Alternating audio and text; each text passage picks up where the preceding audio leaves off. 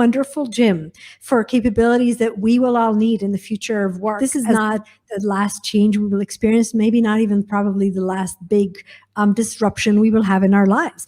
And so we go to the gym because we do not exercise our muscles, all of the ones that we want to exercise in day-to-day living. So this is a one big gym for exercising the muscles that we need for capabilities and skills and experiences, and being able to work with, live with and interact with something that's changing around us that we do not control. If we look at everything we do from this perspective, instead of struggling with the hardship of how to learn when the kids are not in school, right? Then we basically say, so this is the kind of lives they will be living and leading.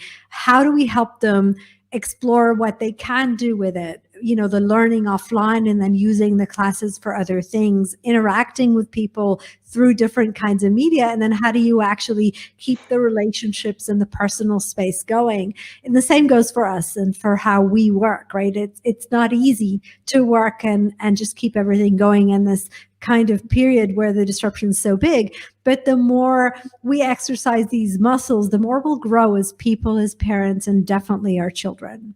We're also seeing some of the comments here ask, so if this is a one big gym, what are the skills, right? I think that's really the gap, because what we have a school system and an education system that is mostly around content. So somebody has all the knowledge in their brains and they prepare a presentation, and we passively sit in the background and take notes, and then we have a test to check whether we've learned the content.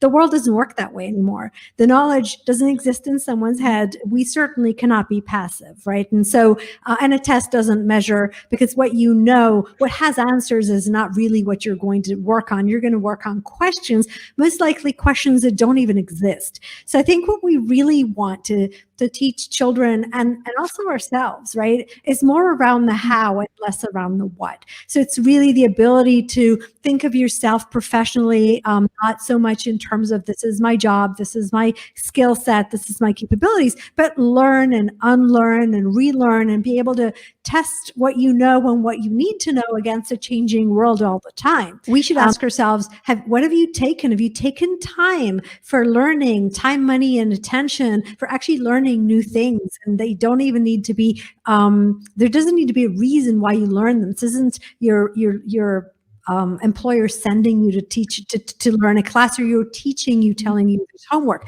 So turning this from passive to active, wanting and understanding that we need to constantly do this. We no longer work as individuals, we work as teams. So learning isn't something you do with, the Zoom screen and a teacher on the other side, and we don't do it either this way. We have to learn from each other. We have to learn to contribute content and to bring content. It's not so much about what you know anymore. It's about who you know that knows, and how do you know how to get there. Future fit requires sometimes that we let ourselves go into the free fall and discover what we don't know that we don't know. I think this is a wonderful opportunity. Embrace it.